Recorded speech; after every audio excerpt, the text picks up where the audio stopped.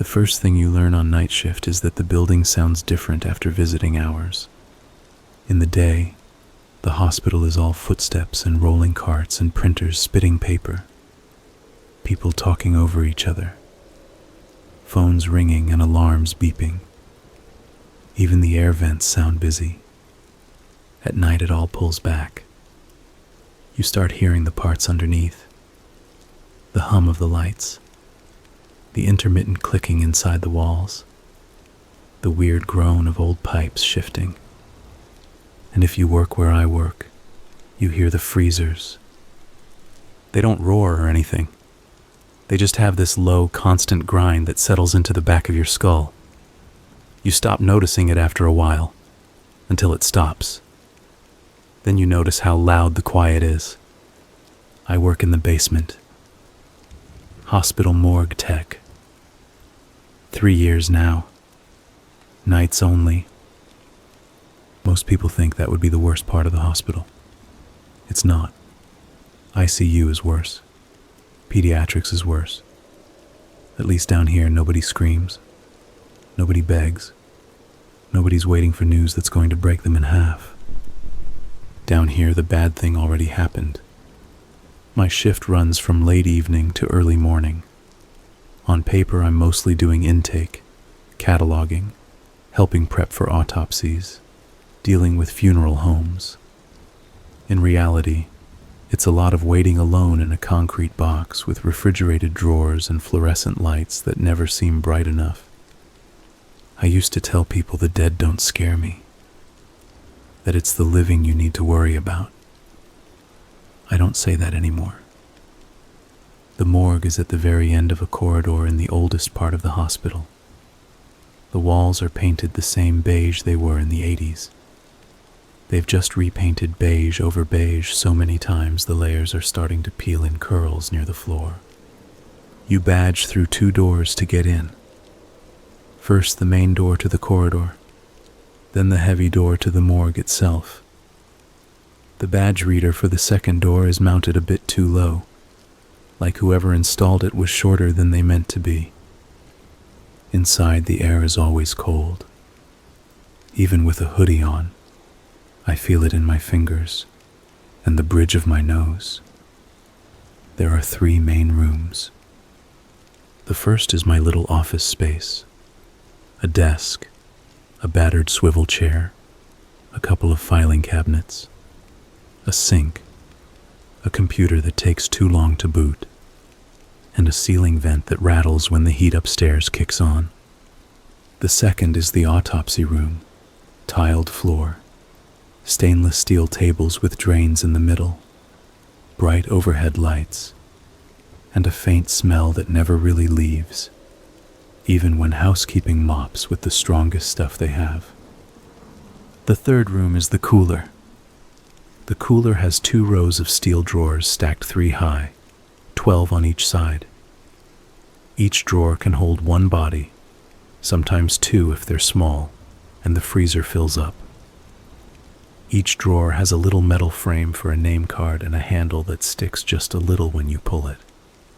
You don't slam the drawers. You don't joke about them. You don't sit on them. You learn your own thoughts echo in there, and it feels wrong to be careless. On the back wall of the cooler, we have an old security camera mounted in the corner. The feed shows on a small monitor on my desk. It's grainy black and white, but it works. That's one of my jobs. Always keep an eye on the cooler. Not because we're worried about anyone getting out, because we're worried about anyone getting in. You'd be surprised what people will do to a dead body, or what they'll try to take from one. That night started like any other. I remember because nothing felt special about it. No weird storm, no full moon, none of that dramatic bullshit people always want to hear about when things go wrong. It was just another night, cold outside. Cafeteria closed early because the evening cook had called in sick. ER was busy but not unbearable. Upstairs, some floors were doing staff meetings before midnight rounds. The hospital felt half asleep. I checked in, grabbed my badge off its hook, and made the walk down to the basement like I always did. You know how some halls feel shorter depending on your mood? That hallway always feels long to me. It's lined with storage rooms, mechanical rooms, the laundry chute room. As you get closer to the morgue, the signs thin out. People don't come down there if they don't have to. I badged into the morgue, punched in my code, and felt the lock click open. The door is heavy, and it closes slow, like it's making up its mind about letting you in. Inside, the lights flicked on automatically. My chair was just where I left it. The computer screen was dark. The smell was the same. Cold air, disinfectant, a trace of something sweet and stale that never goes away entirely. I went through my routine, logged into the computer, checked the logbook, cross-checked the current bodies in the cooler with the list on the screen. 11 occupied drawers, 13 empty, 2 scheduled releases in the morning, 1 autopsy set for later the next day. Nothing special. I walked into the cooler, my breath fogging slightly in front of me. The hum of the system sounded steady. I pulled 1 or 2 drawers halfway open to double-check ID tags. I do that more than I technically need to. It's a habit. Nobody had been added since afternoon shift. The newest arrival was a man in his 40s, heart attack, came in yesterday. There was an older woman, pneumonia. A teenager, those always stick with me, car accident. A couple of no IDs from weeks ago. One labeled Jane Doe that bothered me more than it should for reasons I couldn't explain. Everything looked normal. So I went back to my desk and settled in for what I figured would be a quiet night. Around the time I finished my second coffee, the phone rang. Not my cell. The landline on the wall. The one that almost never rings unless someone upstairs sends a body down. I picked up. Morgue. This is Lucas. A male voice I didn't recognize said, "We're bringing one down. Need you ready at the loading bay." His tone was flat, tired. Now? I checked the clock on the monitor. I don't have anything on the schedule. It just came in. Trauma. I heard a squeak in the background, wheels on tile. We'll be there in 5. The line clicked off. I frowned at the receiver for a few seconds after I hung up. The usual process is ER or ICU calls, gives me the basic info. I log it. Then housekeeping transports the body on a gurney covered with a white sheet. Sometimes security tags along if it's an accident or a crime. Tonight there'd been no heads up. Just a, "We're coming." I opened a new entry on the screen, leaving the details blank. Then I put on gloves, grabbed my clipboard, and headed out to the loading bay. The basement loading bay is a weird limbo area between hospital and outside. Thick double doors. Concrete floor scarred from years of rolling carts and heavy equipment through. The air always smells like cold exhaust and wet tires. When I stepped out there, the big overhead door was closed. There was just the small inner door from the corridor and a rolling steel door that leads out to where the ambulance is back in. A gurney was already there, parked in the middle of the space. White sheet. One body-shaped rise. Nobody standing next to it. I stopped just inside the doorway. "Hello?" My voice bounced off the concrete walls. Who's on transport? No answer. I walked over to the gurney, my sneakers squeaking slightly on the floor. From the shape under the sheet, the body looked tall and thin. Feet pointing toward me, head toward the closed loading door. There was a toe tag sticking out at the end. It swung slowly back and forth, as if it had just been set down. There should have been at least one housekeeping aide. They don't just leave someone like this. Not down here. I checked the corridor behind me. Empty. No echo of steps. No cart rattling. I looked up at the camera in the corner. Its little red light was on, blinking like normal.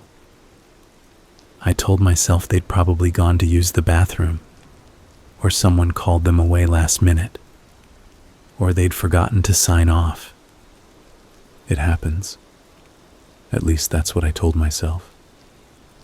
Still, something about that empty room with that single gurney in the middle of it made the hairs on my neck stand up. I walked to the head of the gurney and lifted the sheet just enough to see the face. I wish I hadn't. The man's skin was darkened and cracked, shiny in some places like melted plastic. The front of his face was burned almost smooth. No eyebrows, no hair, just dark bubbled skin. His nose had collapsed inward. His lips had pulled back from his teeth in a way that made him look like he was grinning, even though I knew he wasn't. His eyes were closed. The burns went down his neck and across his shoulders. The hospital gown was mostly clean, but I could smell that particular cooked smell, heavy and greasy, that lingers in a burned body.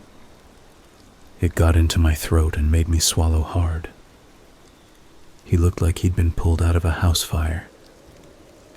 But there was no mention of a fire on the intake board upstairs when I'd walked in. I glanced at his toe tag. Unidentified male. Pending ID. Approx age, 35 to 45. Time of death, blank. Cause, blank. Location found, blank. Whoever filled this out hadn't finished. There was only one scribbled note on the back. Found in structure, alone. No address. No timestamp. No initials. I felt a slow, annoyed anger push past the unease. ER was usually better than this. If someone new had filled the sheet, they should have known too. The back of my neck prickled. The toe tag was moving. It swung tiny, steady arcs. Not like it had just settled. It moved as if someone was flicking it. Only there was nobody else in the room. I watched it, waiting for it to slow. It didn't. It kept that same small, steady rhythm. A draft, I thought. Somewhere in here there's a draft. The overhead door is heavy steel. The seals look old. Maybe the night air was coming in through the cracks. That would do it. I covered the man's face again, pulled the sheet down over his feet, and gripped the gurney rails. The metal felt warmer than it should in this cold. I pushed him toward the morgue. The wheels squealed a little at first, then smoothed out. The echo of the movement filled the corridor. Behind me, faintly, I thought I heard another squeak, like another set of wheels rolling just out of step with mine. I didn't look back, just pushed harder. I logged the new body in as best I could, leaving the blank sections blank. I slid his gurney into the autopsy room and opened a drawer in the cooler to prepare a spot for him. Third row, far back, on the left. The air inside the drawer rolled out cold and thick. It has that very specific freezer smell, metallic and sharp with a hint of plastic. I wheeled the gurney in, rolled him close, and transferred him over. It's always awkward, that part. You have to pull and slide and adjust. The dead have weight that doesn't help you. They don't shift to make it easier. The body slid onto the metal tray with that low scrape I've learned not to flinch at. For a second, his hand slipped out from under the sheet and brushed against my wrist. It felt colder than the metal. I swore under my breath, pushed his hand back under, and made sure the sheet covered his face. Then I pushed the tray in. It stopped halfway with a dull clunk. Sometimes the trays stick. You learn where to lean, what angle to shift them at. I pulled it back a little, then pushed again. Same clunk. Same resistance.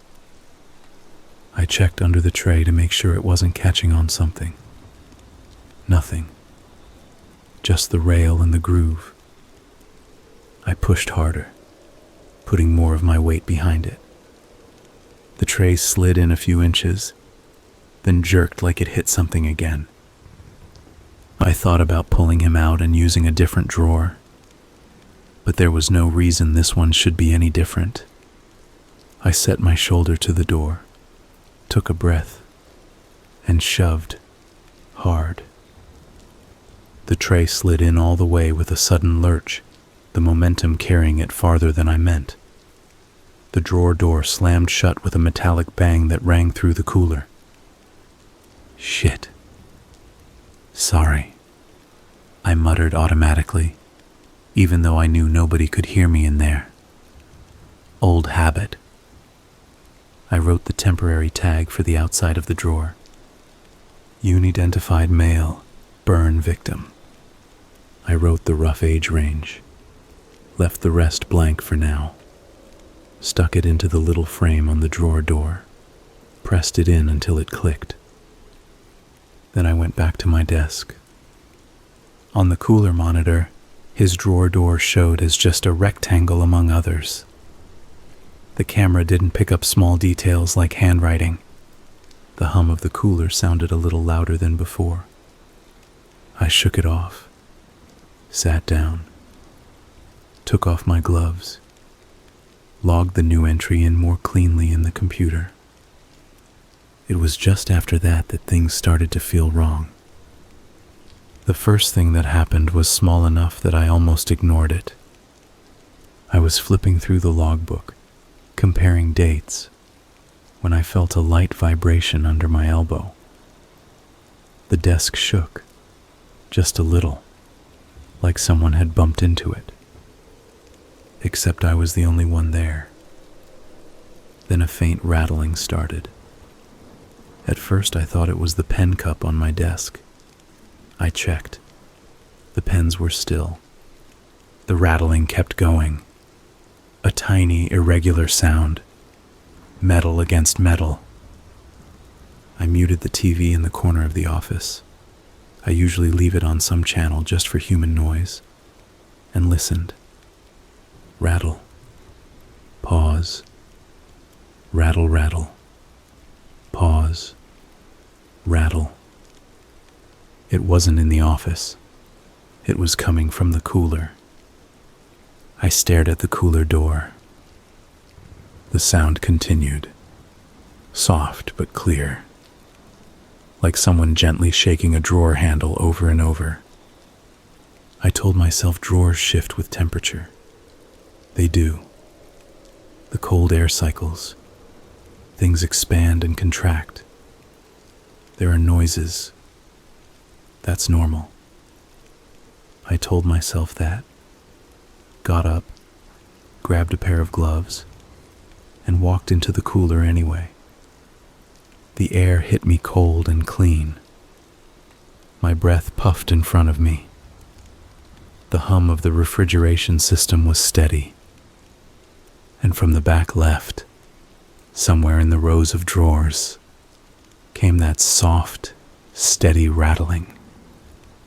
I walked down the center aisle, checking each door. I expected to see a handle vibrating. But by the time I reached the third row on the left, the sound had stopped. The drawer with the burned man inside looked like all the others. White tag, silver handle, no movement. I stood there for a moment, seriously listened. Nothing but the hum. I laughed once under my breath. It sounded too loud in that room. Temperature, I told myself quietly. Metal. Old building. I turned to go. As I stepped into the doorway between the cooler and the office, I glanced up out of habit at the camera in the corner. Its red light was off. I froze mid-step. The morgue camera is old, but it's always on. No one ever turns it off. It doesn't record sound, just grainy video, but it's tied into the main security system. I stared at the little dark circle where the red light should be. After 2 or 3 seconds, the light blinked back on. One quick flash, then steady. I let out a breath I didn't know I'd been holding. Faulty connection, I muttered. Everything's old in this building. I went back to my desk, sat down, and checked the live feed on my monitor. The cooler showed up, black and white, a bit of static drifting across the screen like it always does. I could see the rows of drawers, the handles catching some of the light. For a second, the image jumped. A quick flicker. The aisle stuttered sideways, then snapped back. Power fluctuation. Happens all the time during the day, too. I almost ignored it. Almost. If it hadn't been for the door, I probably would have. In the live feed, the third row left drawer, the one with the burned guy, was open. Not a lot. Just a few inches. Enough for that dark slit of inner cold to show. I stared at the screen. Then I turned my head and looked through the window at the cooler door. It was still shut. The cooler itself has no window, so I couldn't see the drawers directly from my desk. I got up, heart picking up a little, and walked back into the cooler. In here, in real life, the drawer doors all sat closed and flush, including the third row left one. I looked up at the camera. Its red light burned steady. I walked over to the drawer, laid my fingers on the handle, and tugged. It resisted for a second, then slid open smooth as anything, the rails giving that low metallic hiss. The sheet-covered shape inside didn't move. The smell that rolled out hit me heavier this time. Burned fat, old smoke, a strange sweetness that made my mouth water in a bad way. I stood there, holding the handle, staring at the covered face. The tag on his toe was facing away from me under the sheet, but I saw it shift slightly with the movement of the tray. "Okay," I said out loud, just to hear a voice. "Okay. Enough of that." I pushed the drawer closed, harder than I needed to. It made that same metallic thud. I shoved it until it latched. Then I went back to the office. On the monitor, the drawer was now closed. Static crawled over the image like flies. My skin felt too tight. I told myself the camera had glitched and showed an old frame. That happens. Old systems flickers. Somebody bumps a wire. I told myself that and forced myself to sit down, pick up my pen, and go back to the logbook. I managed maybe 2 entries before the next thing happened. The phone rang. Not the wall landline this time. the internal one on my desk that connects to the rest of the hospital extensions. I picked it up on the second ring. Morgue, Lucas. Nothing. Just faint noise. A kind of distant hiss, like when someone calls from a bad cell area. "Hello?" I said again. "You've got the morgue." The hiss crackled, then settled into something like breathing. Not deep, not wheezing, just slow and regular, like someone standing too close to the receiver. The hair on my arms stood up. "This is morgue," I repeated. "If this is a prank, it's really not funny." The breathing didn't change. I pulled the receiver away from my ear for a second and looked at the little digital display on the phone. It normally shows the extension that's calling. This time it just showed 3 dashes. I almost hung up. I should have hung up. Instead, I lifted the receiver back to my ear and listened. There was a tiny sound under the breathing. A soft, wet click every few seconds. Tongue against teeth. A mouth opening and closing. "Who is this?" My voice sounded thinner than I meant it to. "Look, I'm the only one down here. If you need something, say it. If you don't, I'm hanging up." The breathing hitched, then very faintly I heard, "Cold." The voice was wrong. Not wrong like distorted electronics. Wrong like someone who had never spoken before trying to figure out how to do it. The word came out too slow, the consonant drawn out. "Cold?" I repeated before I could stop myself. A longer pause. "It's cold." The sound of the D broke off like the speaker's mouth wouldn't cooperate. Something heavy moved in the cooler. Not a rattle this time. A low thud. Then a soft scrape, like a tray shifting. I could hear it through the office wall. I put my hand over the phone receiver without hanging up and turned my head toward the cooler door.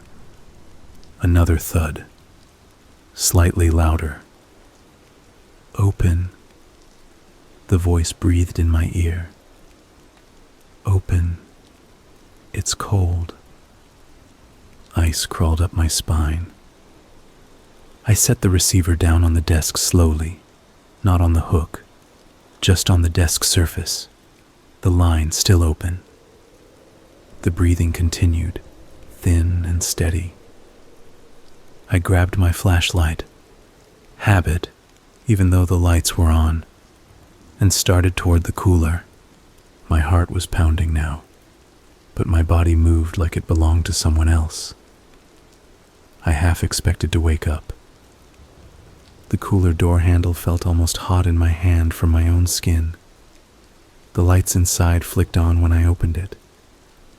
For a second, I had this stupid hope that I'd step inside and everything would be still and silent and boring, rational, ordinary. Instead, I walked into absolute noise. Metal was vibrating. Most of the drawer handles were rattling minutely, as if an invisible hand shook them. It wasn't violent, but it was constant. A faint, rapid chittering, handles tapping against metal. None of them were moving in sync. Each had its own little rhythm. It sounded like a dozen sets of teeth chattering. I stood just inside the doorway, frozen, while my brain tried to make it make sense. Temperature shift, I thought weakly. System surge, pressure change, something mechanical. Always something mechanical.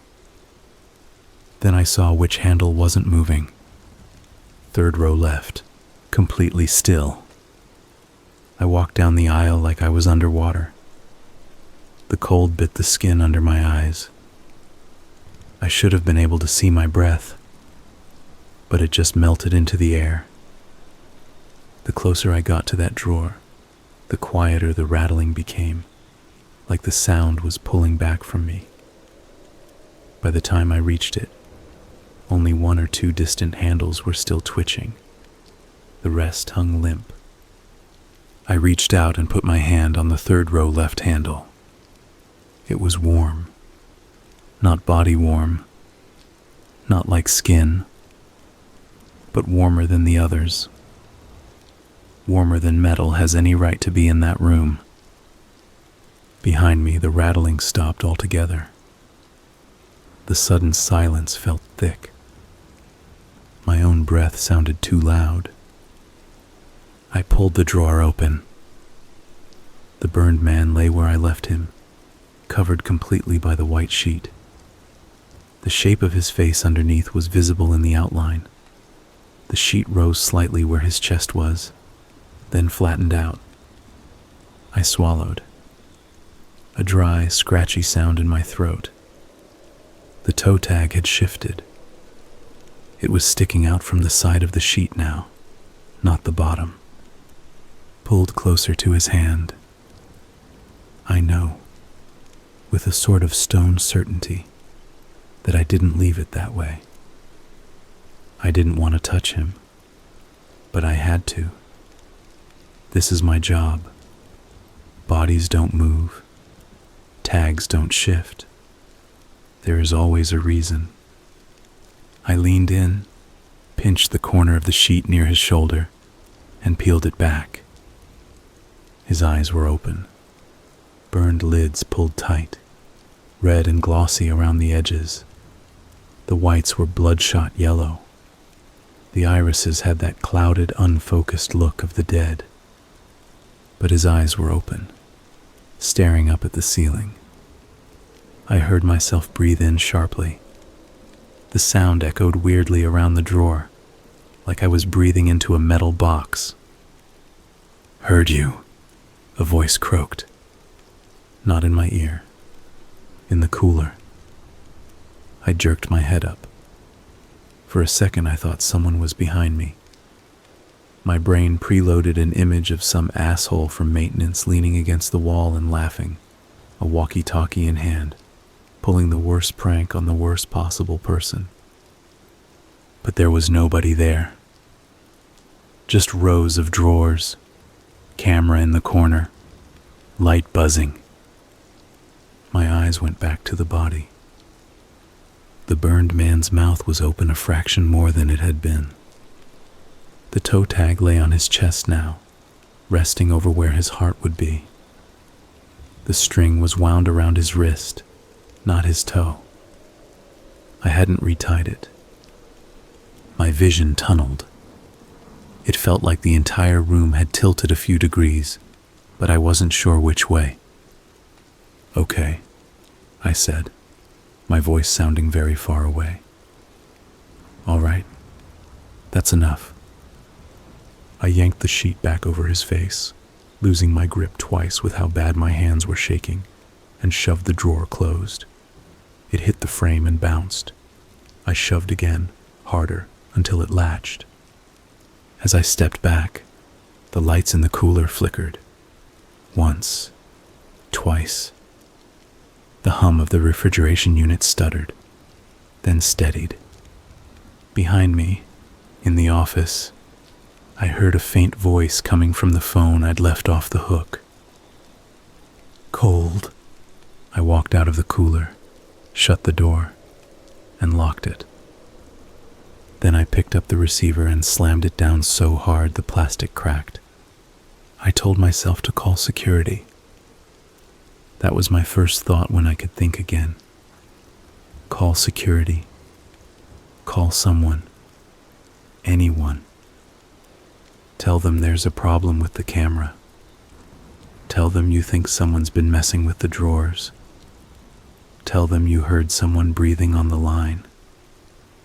Don't tell them the dead man is talking. Not like that. Phrase it different. I pulled out my own phone. No signal down here. There never is. The hospital basement is a dead zone. There's a staff Wi-Fi, but my phone had disconnected sometime earlier and refused to reconnect. Of course. The landline still worked. I could call upstairs with it.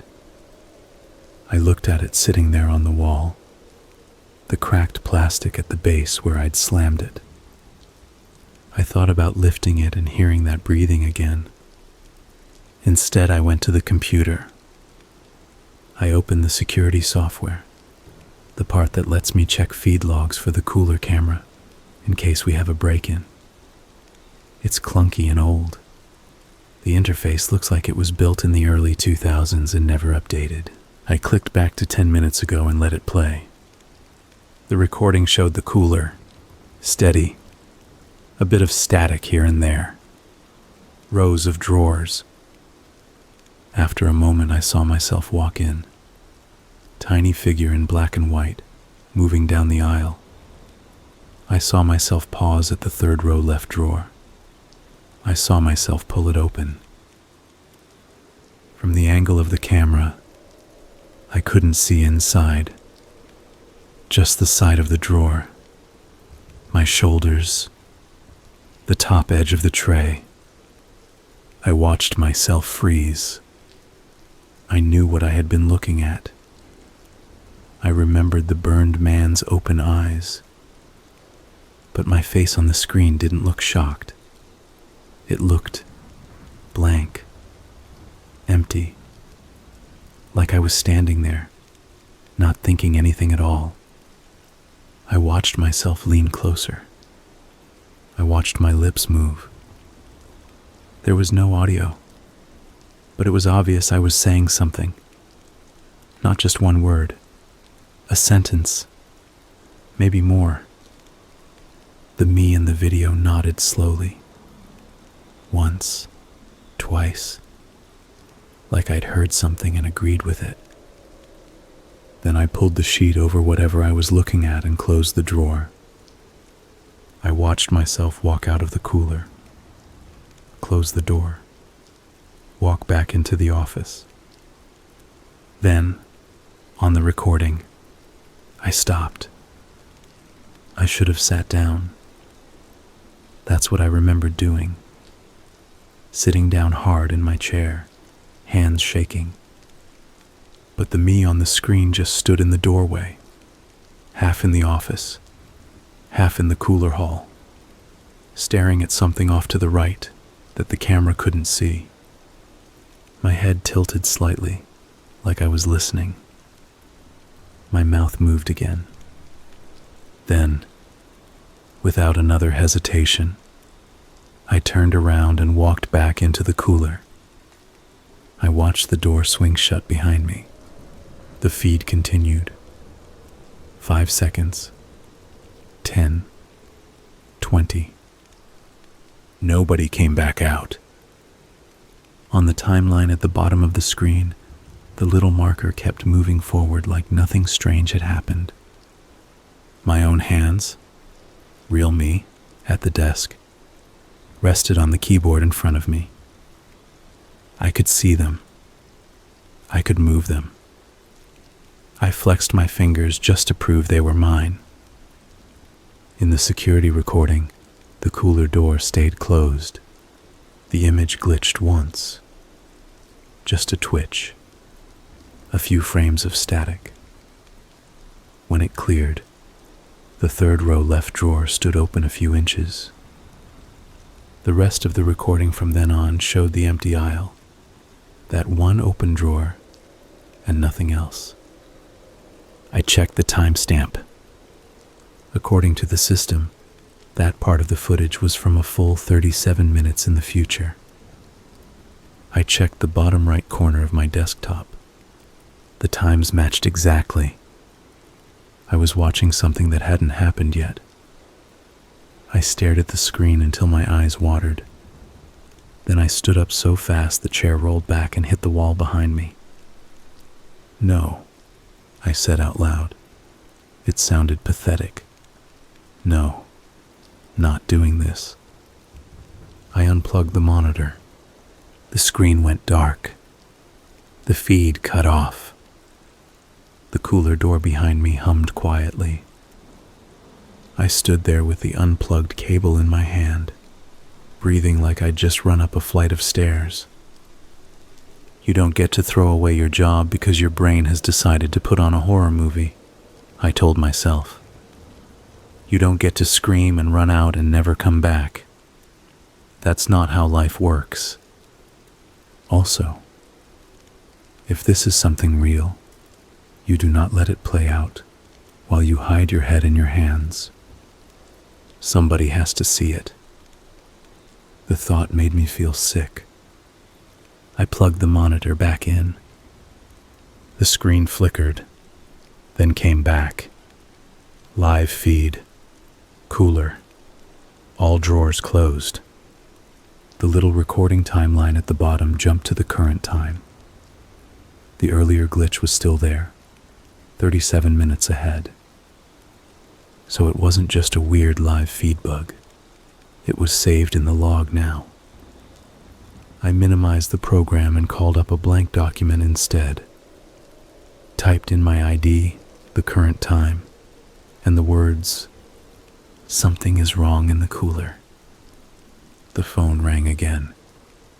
I jumped so hard my knees hit the underside of the desk. It was the wall phone this time. I went to it like I was going to a barking dog, ready to dodge, ready to slam the door if teeth came through. I picked up, pressed it to my ear. "Morgue." A woman's voice said, "Hi, sorry. Is this Lucas?" Relief hit so fast and sharp it made me dizzy. "Yeah," I said. "Yeah, this is Lucas." "Hey, it's Miranda from security." She sounded tired but normal. The faint background noise of a TV filtered through. The security office always had something on. "Just checking your status. Everything good down there?" My mouth opened and closed once like a fish. She was calling because she'd seen something on the camera, I thought. She'd seen me acting weird. She'd seen the drawer open on the feed. She'd seen... It pinged that the cooler feed went down for a second. She went on.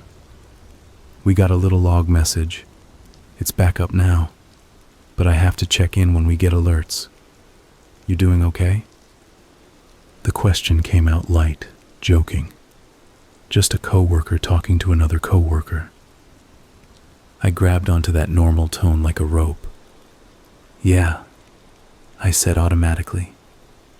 "Yeah, I'm fine. Camera glitched. This place is held together with tape, you know how it is?" She snorted. "Tell me about it. I've got flicker on half the parking lot cams. Anyway, just needed to make sure you weren't dead down there." "Not yet," I said before I could stop myself. Well, don't. I don't need that paperwork tonight." We both laughed. It sounded normal. "Listen," I said before my courage could evaporate. "Can you do me a favor?" "Shoot."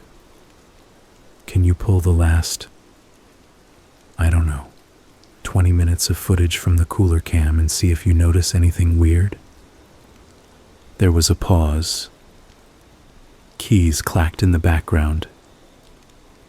"We talking weirder than usual?" she asked. "I mean movement, doors opening, that kind of thing." "You see something?" My eyes went to the unplugged and replugged monitor, the minimized program, the spot on the timeline 37 minutes ahead. "Glitch, I think," I said, "but I'd like another pair of eyes on it." "Sure, give me a sec. Stay on. Please." I listened to her breathe and type. It was the most comforting sound in the world. After a minute, she muttered, "Okay, got your feed. Rolling it back? All right, I see you going in." Going out. Huh. What? My voice jumped. Nothing, she said quickly. Yeah, looks like you were checking a drawer. Which one? I gripped the phone tighter. Third row, left side. The one with the new guy, right? Burn case. Yeah. Drawer stays shut after that. No movement. At least not that I can see from up here. My stomach dropped. What about later? I said. Anything off? I'm scrubbed all the way up to current time. She clicked her tongue. Looks boring as hell, man. I'm jealous. My screen's full of drunk idiots in the ER waiting room. The log, I said. The system log. It didn't mark anything weird. Just the disconnect and reconnect. Little blinking red dot. That's it. Her voice went teasing. You sure you're not just getting spooked by your own reflection? I forced a laugh. Yeah, that's probably it. Basement shadows and all that shit. Well, if you drop dead, try to do it in front of a camera so we know where the body is, she said. You want me to send someone down to keep you company? The rational part of me wanted to say yes so badly it hurt. To hear footsteps in the hall, another human voice in this space. But another part of me, the stubborn, stupid part that didn't want to be that guy, said, Nah, it's fine. I'm just tired. I'll grab more coffee and get over it. All right. My line's on if you need anything, or if the dead start walking. Just saying, I get hazard pay if that happens. Good to know, I said. I hung up. I didn't look at the camera log again. The next 20 minutes stretched out like hours. I made coffee, my hands shaking so much I spilled grounds all over the counter. I cleaned them up. I sat. I stood. I checked the physical logbook 3 times. No one called. No one came down. The hospital above might as well have been a different planet. The only constant sound was the hum of the cooler. At one point, the office lights flickered. The overhead buzz changed pitch for half a second, then went back to normal. The monitor flickered with it. The keyboard tray rattled a bit. The cooler hum faltered when the lights did, then resumed. I checked my phone again. Still no signal. I thought about going upstairs, just leaving the basement, walking around the ER for a bit, but I couldn't justify it. You don't leave the morgue unattended, not with a full cooler and a recent intake. Also, some animal part of me didn't want to walk away from that door. It felt like turning your back on a deep body of water. I checked the clock on the wall. Exactly 37 minutes had passed since the camera recording had supposedly shown me going back into the cooler and not coming out. My skin crawled. I stared at the cooler door. It stared back. Nothing moved. I stood up. All the excuses lined up in my head. You're checking the temperature. You're double confirming the new body's tag.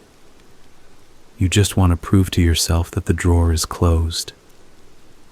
You are not walking in there because a fucked up future video said you would. I put on my gloves. I walked to the cooler door. My hand closed on the handle. For a second, my body fought me. I'm not exaggerating. My arm locked up. My shoulder shook. It felt like someone was holding the muscles from the inside and telling them not to move. I forced my fingers to tighten, pushed down on the handle, pulled. The door opened. The cold hit me like a wall. I stepped through. The light came on with a soft click. The hum was steady. Every drawer was closed. I stood in the middle of the aisle and turned slowly in a circle. Nothing rattled. Nothing shook. Nothing thudded. The camera in the corner stared down with its little red eye. I imagined Miranda watching its feet upstairs and seeing me turn like that, like an idiot scanning for ghosts. I walked down the aisle to the third row left drawer. Up close, I could see a faint film of condensation on the steel around it, a slightly different pattern than the others. Maybe from when I'd opened it earlier.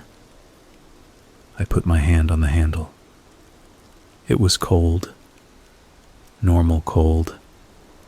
Metal in a freezer cold. "Not doing this," I said quietly. "Not playing along." I didn't pull the drawer. I turned around and walked out. When I passed under the camera, I flipped it off. That made me feel a little better. I lasted maybe 10 more minutes before the smell got worse. The morgue has a baseline smell. Disinfectant, metal, that sweet rot you get if a body has been in the cooler longer than a week. You get used to it, or you quit. This was different. It started as a faint whiff, like someone had lit a match in another room. A hot, sulfurous edge. I wrinkled my nose and checked the autopsy room, thinking maybe something on one of the tables was off-gassing. Nothing. The smell got stronger. It had layers. Burned fat. Melted plastic. Wet ashes. Under that, something else I didn't want to name. It was coming from the cooler. I stood in the doorway to the cooler room itself, not opening the big door yet, just breathing shallowly through my mouth. The smell seeped under the threshold anyway. It felt like it clung to the back of my tongue. I went back to the desk, fumbled for a disposable mask, and put it on. It helped a little. Not enough. I checked the logbook. The newest guy was the only burn victim in there. If he hadn't been cooled properly, if there was something wrong with the drawer, a body can start to stink fast, especially in that condition. It was a practical problem. Containment, hygiene, procedure. That's what I told myself as I walked back to the cooler, swiping sweat from my forehead even though the air was cold. I opened the door. The smell hit me like a punch. It was so strong my eyes watered. I gagged behind the mask and had to swallow hard to keep from throwing up. The air had a visible thickness to it. Not smoke, not fog, just a kind of shimmering heat distortion, which made no sense in that temperature. I stepped inside. The hum of the cooler sounded off, a little higher pitched, like the motor was straining. My shoes squeaked on the floor. I forced myself down the aisle, following the smell. It was almost syrupy by the time I reached his drawer. The metal around the third row left handle looked darker than the others now. Not black, not charred, but like someone had handled it with greasy fingers over and over. I put my hand on it. It felt oily. I pulled my hand back, frowned at my glove. There was a faint sheen on the rubber, a transparent film like cooking oil. Every instinct I had screamed at me not to open that drawer. But the smell was already everywhere. If there was a leak, if something had ruptured, I needed to know. I pulled. The drawer slid open without resistance. The sheet was gone. He lay on the tray naked, burned skin exposed all the way down. His body was worse than his face. Patches of dark, charred flesh, where the burn had gone deepest. Places where the skin had burst and peeled back, showing the meat underneath. Pockets where fluid had filled between layers and then hardened. He should have been stiff as a board, but his head was turned toward the aisle, tilted at an angle I hadn't left it. His eyes were open. The worst part was his chest. It moved. Not like breathing. Not up and down. The muscle and skin over his ribs twitched. Tiny ripples ran across his torso, like something was crawling underneath, pushing up and sinking back down. I had a sudden, clear picture in my mind of maggots, hundreds of them, writhing under the burned skin, eating from the inside out. I told myself it was gas. Bodies swell, stomachs expand, pressure shifts. It can make them move, twitch. That's natural. That happens. But this wasn't random. The movement rolled from left to right, then right to left, like whatever was underneath was testing the boundaries. I took a step back. His mouth opened wider. The burned skin cracked at the corners, making two tiny new lines that oozed clear fluid. His teeth, somehow spared from the worst of the fire, were yellow and intact. He was still grinning. Wider now. A low sound came out of his throat. Not a word. Not at first. Just a wet, clipped exhale. Air forced through tissue that didn't want to move. Lou. My name. Not all of it. Just the beginning. The way people say it when they're half asleep and calling you from another room. I shook my head. Once. Hard. Like I could knock the sound out. No, I said. My voice came out thin. No. You're dead. You're dead. You are dead. The thing under his skin pressed up against his sternum with more force. The shape of his ribcage shifted. His eyes rolled, focusing on me. I stepped back again. The back of my legs hit the opposite row of drawers. The smell was so thick now it felt like I could chew it. His lips moved. Cold, he whispered. The word wasn't mangled this time. It came out whole. Clear enough that if someone else had been in the room, they would have heard it too. I don't know how I stayed standing. I wanted to slam the drawer closed. I wanted to run. I wanted to reach in and rip his throat out just to make him stop. Instead, I lifted my hand like an idiot and said, "Stop." He did. The twitching under his skin froze. His mouth hung open. His eyes stayed on me. We stared at each other. The humming of the cooler seemed to grow louder in the silence, like a swarm of insects. The overhead lights flickered once, twice. For a split second, they went out entirely. When they came back on, the drawer was empty. No body, no burned skin, no sheet. Just a bare metal tray, slick with something clear that steamed slightly in the cold. I made a sound I've never made before in my life. Some high, broken noise that scraped my throat raw. I staggered backward, hit the other drawers, slid down them until I was half sitting on the floor. My brain split in two. One part screamed, "There was never a body. You hallucinated the whole thing." You're losing your mind. Call for help." The other part screamed, "There is a naked, burned, man-shaped thing standing somewhere behind you in this room, and if you move wrong, it will touch you." I sat there shaking, waiting for the hand on my shoulder, the hot breath on my neck. Nothing touched me. No sound except the hum.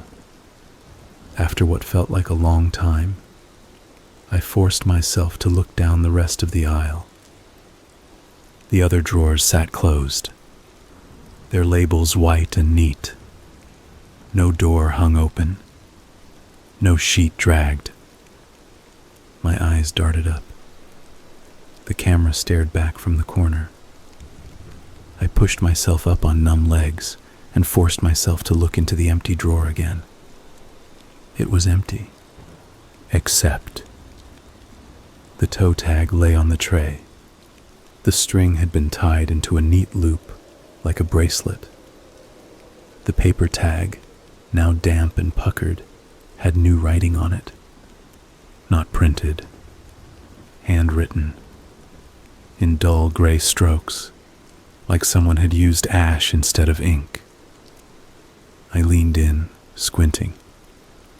It was my name, first and last. In handwriting I didn't recognize, but that had the same slant as mine. I don't remember leaving the cooler. I remember the next part in short. Broken flashes. Standing at the sink, washing my hands over and over even though I still had gloves on. The hot water steaming the air.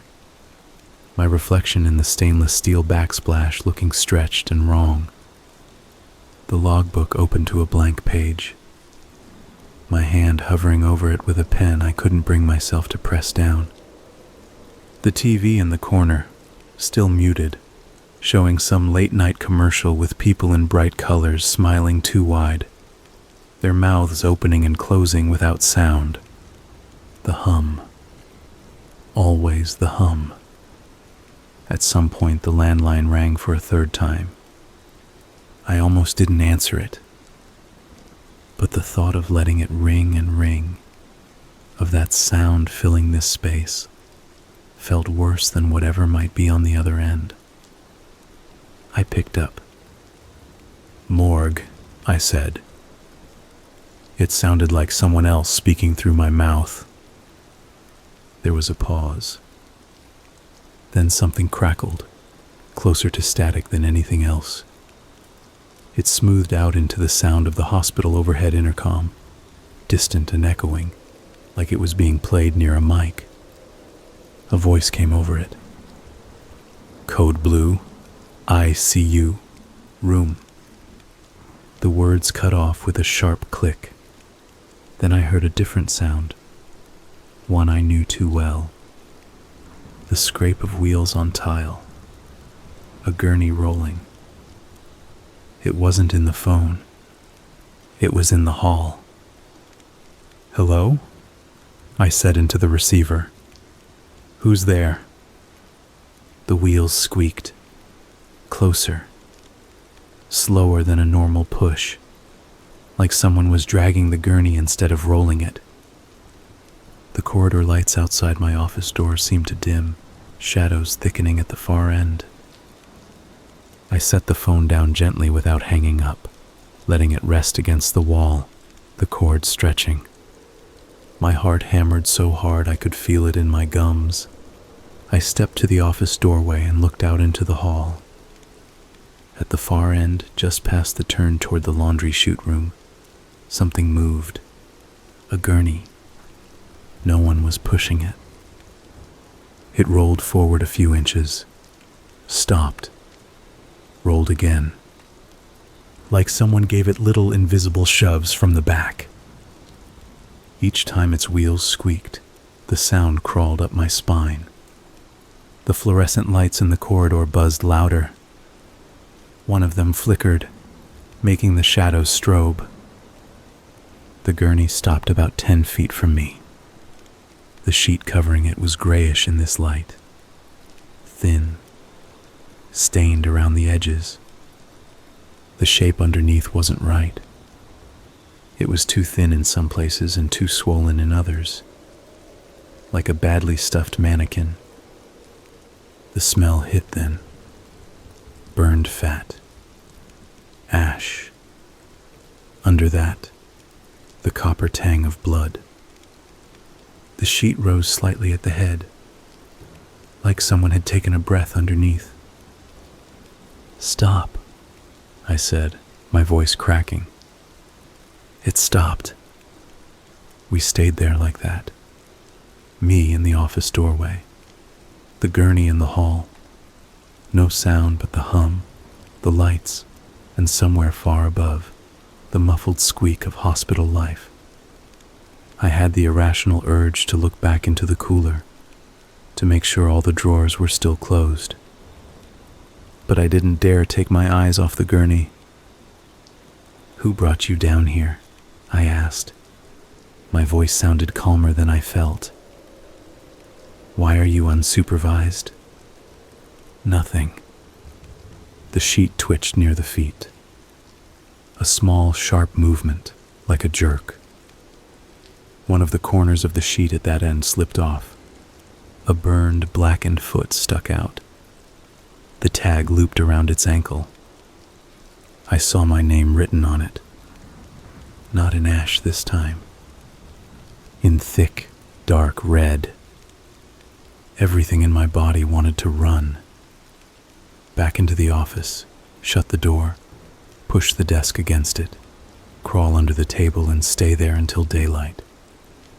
There was nowhere to go. This was the end of the hall. The only way out was past the gurney. The overhead lights flickered again. The gurney rolled forward another inch. Its wheels squealed like something in pain. It stopped directly in front of the cooler door. The sheet was rising and falling now in slow, steady motion. Breathing, deep, measured. I heard the phone in the office crackle, the intercom voice babbling random words, cut up and stitched together. Procedure, morgue, assist, cold, over and over. Something in my head snapped into place. I walked toward the gurney like I was walking into an operating room. Detached, clinical, every step deliberate. When I was close enough, the smell almost made me black out. My vision speckled at the edges. I grabbed the sheet at the top and pulled it back. It was him. Burned face, cracked skin, exposed teeth. But he wasn't dead still. He lay there, breathing in and out, chest rising and falling under charred ribs that shouldn't have been able to move. His eyes were open, and this time they were very clearly, very horribly focused. He looked right at me. His lips moved. "Lucas," he said. My name came out perfect. The sound carved straight through me. It was so normal. That was the worst part. Just a man saying my name like he'd known me for years. I didn't recognize him. Not from anywhere. "Who are you?" I asked. He smiled wider. The cracked skin at the corners of his mouth split further, shining with fluid. "You know me," he said. His voice sounded like it was coming from deep in his chest, not from his mouth, like his lungs were pushing the words out through melted tissue. "No," I said. "I don't." He tilted his head a little on the pillow, as if he was mildly curious to see how I'd respond. "You brought me," he said. My throat closed. I shook my head over and over. No, you came down from ER. I wasn't even on shift when you came in. I didn't." "You brought me," he repeated. "Patient. You always bring us. My hands were shaking so badly I had to curl them into fists to hide it. "I don't kill anyone," I said. I just process. Paperwork. Chains of custody. That's all I do." He let out a sound that might have been a laugh. It came out as a wet, hacking cough, spraying flecks of dark fluid onto the sheet. "You sign," he said. "You accept. You lock the doors behind us. That's what bringing is." The hallway felt like it was closing in, the walls inching closer. "You're not real," I whispered. He blinked very slowly. His burned lashes stuck together. "Which part?" he asked. I didn't have an answer. From somewhere behind us came a soft, rhythmic tapping. Not 3 taps. Not any number I could pin to anything. Just a steady, irregular series of clicks. I turned my head. The cooler door handle was moving. Very gently, it was turning on its own. Left, right, left. Not enough to open. Just testing. I stepped back from the gurney without meaning to. The burned man's eyes followed me the entire way, never blinking now, never losing focus. "You're always here," he said. His voice stayed calm, conversational. "The others come and go. The doctors, the cops, the families. They cry and then they leave. But you stay. That's the job," I said, because my brain didn't know what else to say. "You take us in," he continued. "You put us in drawers. You write our names. You write the time. You turn the lock. That's the job," I said again, stupidly. His grin widened. A little piece of burned skin slid down his cheek as the muscle pulled. "You think that means you're not involved," he said. His eyes darkened. The whites swam with some murky color, like oil spilling into water. "But every door you close," he said, "someone has to open from the other side." The cooler handle stopped moving. Silence fell so hard my ears rang. The hum cut out. For the first time since I'd walked in that night, the cooler went quiet. Total quiet. No motor. No buzz. No vibration. The air temperature shifted. I felt it even through my clothes. Not warmer, not colder. Just wrong. Like when you walk into a room where someone's been fighting. You feel it, the man on the gurney said softly. "Don't you?" I did. It felt like standing at the edge of a deep hole. "You've been doing this a long time," he said. 3 years, night after night. You learn where the edges are. You feel the seams. I thought about the weird little things I'd brushed off over the years. Doors that I knew I'd locked standing open when I came back from a bathroom break. Toe tags I could have sworn I'd written one way that now looked slightly different. That heavy feeling sometimes when I slid a drawer closed, as if something inside had shifted in the dark at the last second. I thought about the way the morgue felt when I was alone here, like a place that was watching me back. He saw it on my face. "There," he said.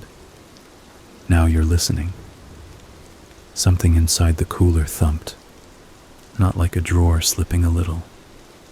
Heavy, dull, meat hitting metal. Then a second thump, from a different spot. Then another, each in a different rhythm, different strength. as if a dozen fists had started beating gently, without coordination, on the inside of their own doors. I could see the metal ripple slightly around some of the handles. Not much. Just enough that you'd notice if you were looking for it. Sometimes, the man on the gurney said, you get full. They build a new wing. They reroute bodies to the city. You have a week where you only have one or two. It's quieter then. You sleep better during the day. He had no way of knowing that. None. But eventually, he continued, it fills up again, and you bring us down, alone, in the hallway, no one else around, and you think you're just another piece of the system, a cog, moving things from one place to the next. He lifted a hand. Just lifted it. The skin pulled and cracked, flaking off in places, but his arm moved smooth, like it had been soaking in warm water, not lying dead in a fire. He pointed at the cooler door. That side is crowded, he said, full of people who died without understanding where they were going, full of voices that never stopped talking, full of eyes that never shut, full of hands that never got to let go.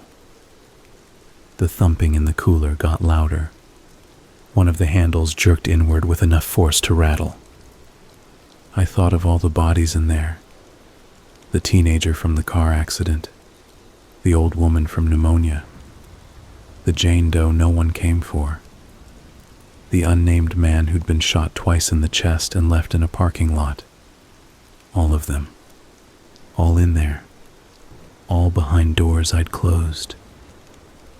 He watched me, his burned eyes bright. You're the doorman, he said. The usher. You know their names. You know their faces. You know their injuries. You write them down. You keep them cold. His voice dropped a little. The sound seemed to echo up and down the corridor, bouncing off the tiled walls. Do you ever ask, he said, where they go when the cold turns off? Behind him, the lights flickered again.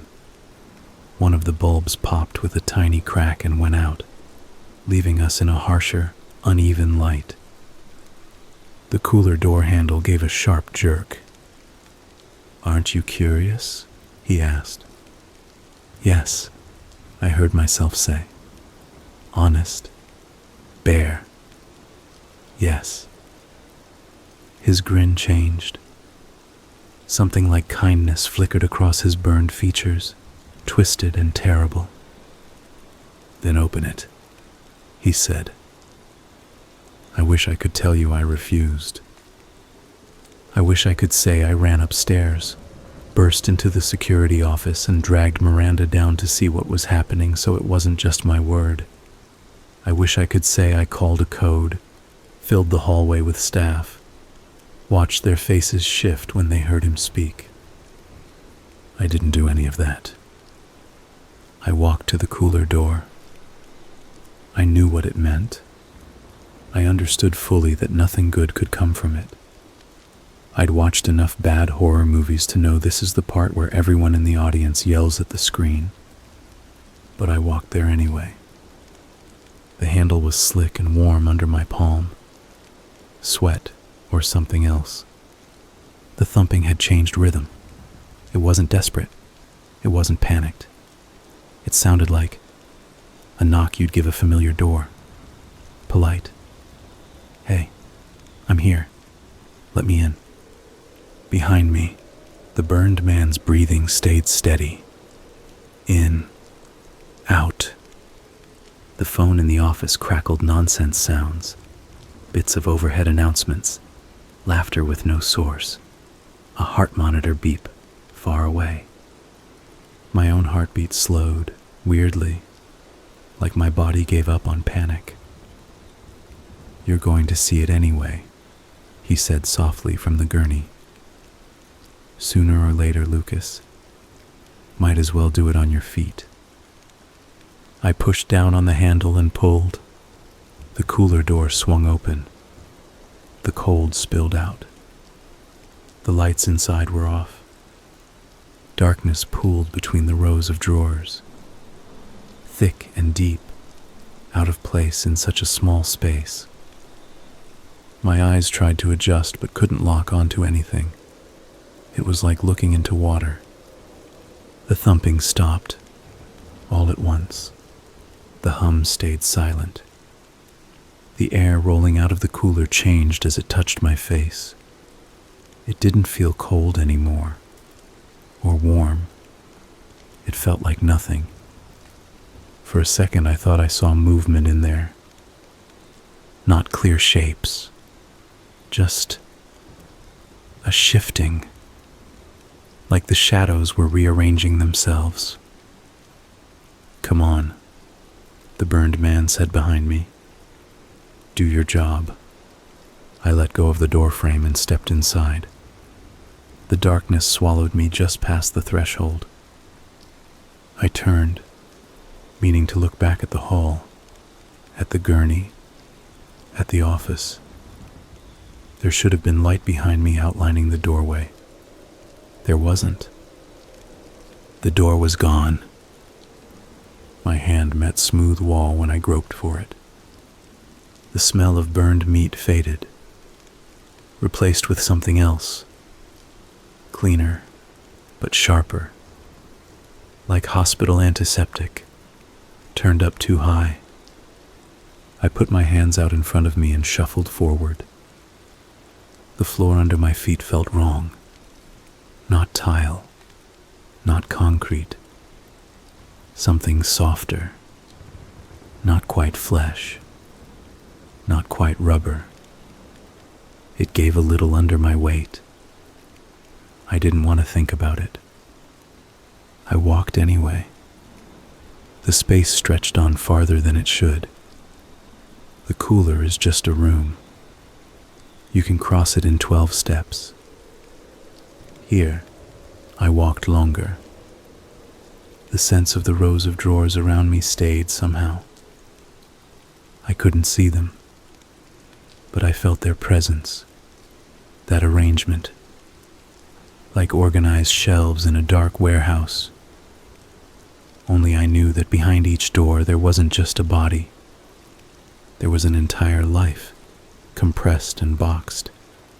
I felt them, not in any mystical way, just a kind of pressure, the awareness of thoughts that had been cut off mid-sentence, dreams that had been interrupted, fears that never got resolved. It pressed against my skin. A whisper brushed my left ear. "Lucas?" Another on my right. "Mr. Hart? Is my son down here?" A high, panicked voice behind me. "Where's my mom?" They said she'd already. Voices layered over each other. Dozens, hundreds. No single one distinct for more than a word or two. All of them snapping off halfway through what they were saying, as if a tape had been cut. I walked faster. A shape coalesced in front of me. Not visible, not light. A density, a sense of presence, like walking towards someone in a pitch-black room and feeling the air change around their body. "Stop," it said. I stopped. "Turn around," it said. I didn't. Something like a hand brushed my chest, not touching skin, moving through me. Electrical, cold, hot, all at once. Memories flickered. A car accident when I was 19.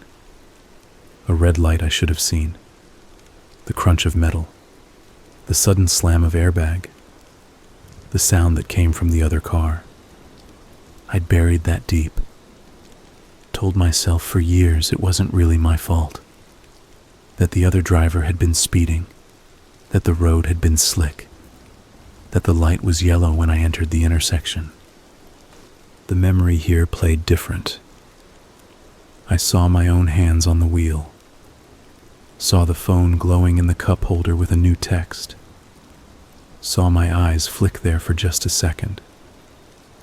I heard myself hiss, "Shit," and look up too late. The other driver's face, just a glimpse, rocks of glass in the air, then the morgue. White sheet, my hands pulling it back, the face under it crushed, pale, still. The name on the tag. I had to swallow bile. Voices pressed against my skin now, close and hungry. "You locked me in. You wrote the wrong time. You lost my ring. You didn't tell my sister how bad my face was. You never called to say you were sorry. You should have died instead." Each one jabbed a needle into something I didn't know I'd been keeping bandaged. "I didn't kill you," I said. My voice sounded small here, swallowed immediately by the dark. "You put us away," a voice said, inches from my ear. I could feel breath that wasn't air. "You closed the door." "That's what they pay me for," I snapped. "Does that make it fine?" a woman's voice asked. Calm, curious. I couldn't tell if it was someone's mother, or wife, or daughter. They all felt meshed together now. "I didn't have a choice," I said. The hand-like sensation pressed harder against my chest, shoving something deeper. "You always have a choice," it said. "You could have looked. You could have stayed. You could have refused." "You don't get it," I said. "If I walked out, they'd just hire someone else. And they'd be the one here," the voices said, all together this time, harmonized. "Standing where you stand." I had nothing for that. Silence stretched. Then, "You keep asking where we go," they said. "This is it." I looked around at the nothing. This black room that was too big and too full and had no air and too much air, all at once. "This is still the cooler," I said. It's every cooler," they said. "Every drawer, every locked door, every place people put us when they don't know what to do next." A faint light flickered ahead. I squinted. It wasn't a bulb or a flame. It was a rectangle, like a doorway, just a shade lighter than the dark around it. "You're the one who opens it," they said. I understood then that I wasn't hearing individual dead people anymore, if I ever had been. This was something bigger, something made from all the small endings crammed into spaces that weren't meant to hold them forever. I walked toward the rectangle. My feet squelched now, not loudly, just enough that I knew I was stepping on something that wasn't tile. I didn't look down. The light grew. I reached it sooner than I expected, like distance was bending. The doorway had no frame. It was just a cut in reality, a piece carved out and left empty. Beyond it I saw. This is the part I can't put in nice sentences. I saw a hallway. That's the easiest way to say it. A hallway. But the walls weren't concrete.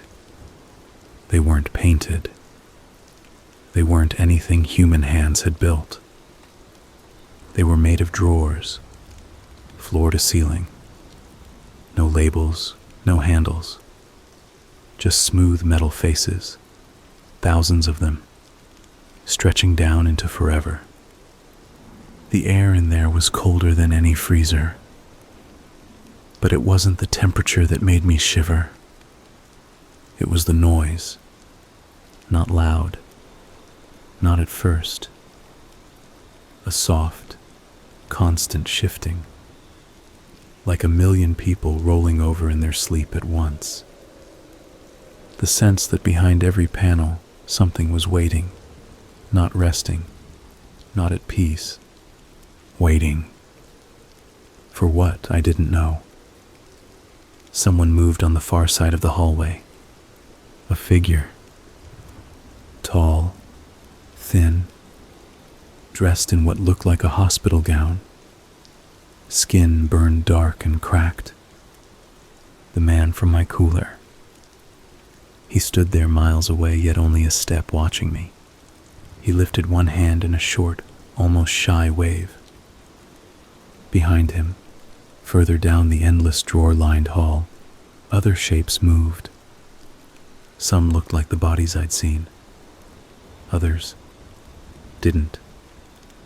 They flickered around the edges, like a bad signal, as if whatever held them together wasn't designed for this kind of space. He took a step toward me. With that single step, he was suddenly closer, just past the threshold. The distance didn't behave right. Space folded up for him like a tablecloth. He stood just inside the doorway now. We were inches apart. "See?" he said. His voice sounded less broken here. Fuller. Like he had more of himself to work with. "You brought me," he said. "And now I'm showing you where I went." I couldn't make my mouth work for a second. "When you came in," I said finally, "from the fire. Was this already?" He waved a hand. "All the ways people die," he said.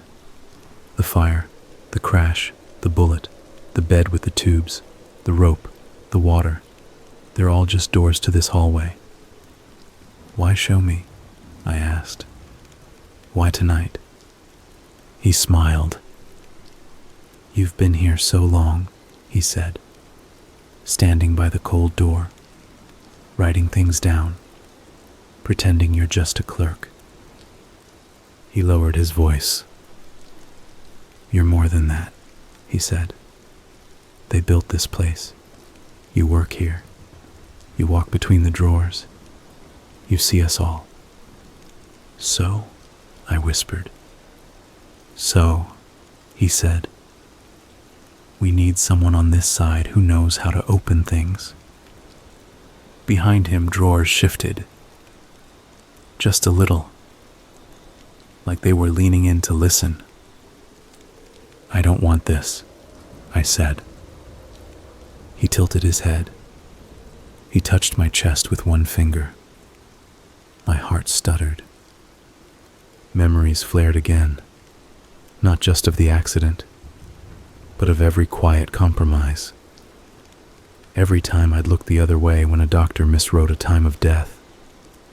Every time I'd shrugged when a cop made a shitty joke over a body.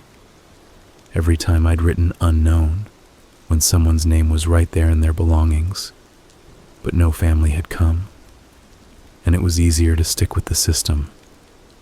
"You already took it," he said. He stepped back into the hallway of drawers. The light around him dimmed. He raised his hand again in that small, almost friendly wave. "Clock's ticking, Lucas," he said.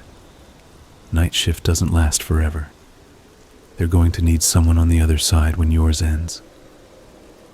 The drawers behind him rattled, quiet, but in unison now. He smiled wider. "Think about it," he said. The doorway snapped shut.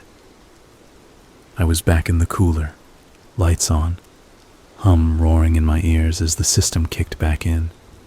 The drawers sat in their neat rows. Third row left was empty. I stumbled backward, slammed into the door, fumbled the handle, and practically fell into the hall. The smell of burned flesh had thinned but was still there, ghostly. The gurney was gone.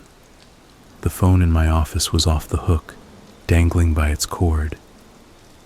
The TV showed static now, no channel number. On my desk, the logbook lay open. There was new writing in my handwriting. I didn't remember putting it there. Date, blank. Time, blank. Intake, Lucas Hart. Cause of death, pending. Location found, morgue. The pen lay next to it. My hand hurt. I looked down. My knuckles were scraped raw, like I'd been pounding on a door.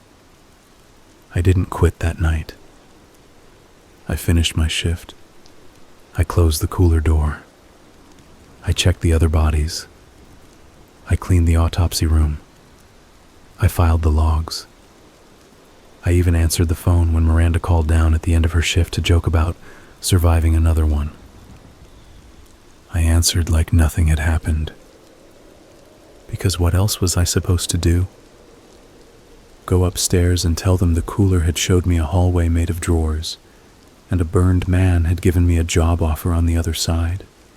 They'd either think I was sleep deprived and give me a forced leave, or they'd send me for a psych eval, or they'd tell me to take some days off and then quietly drop my hours.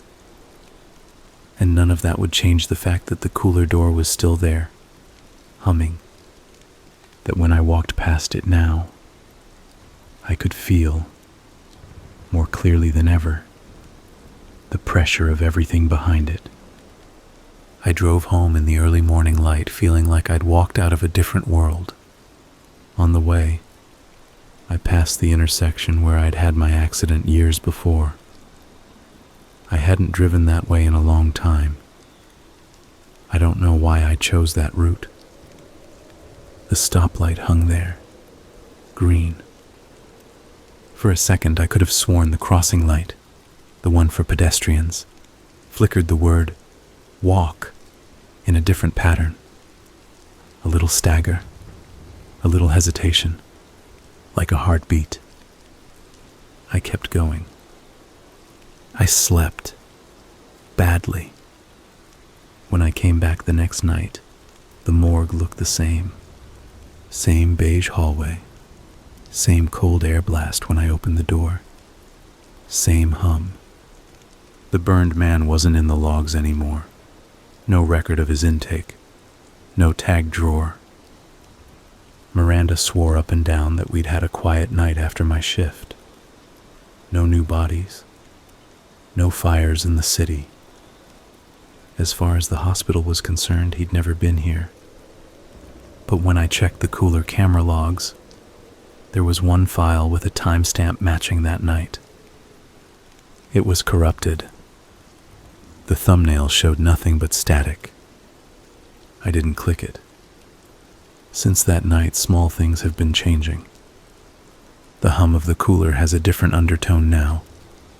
I can hear another rhythm under it if I listen too long, like breathing, but not in sync with mine. Sometimes when I slide a drawer closed, I feel resistance from the other side.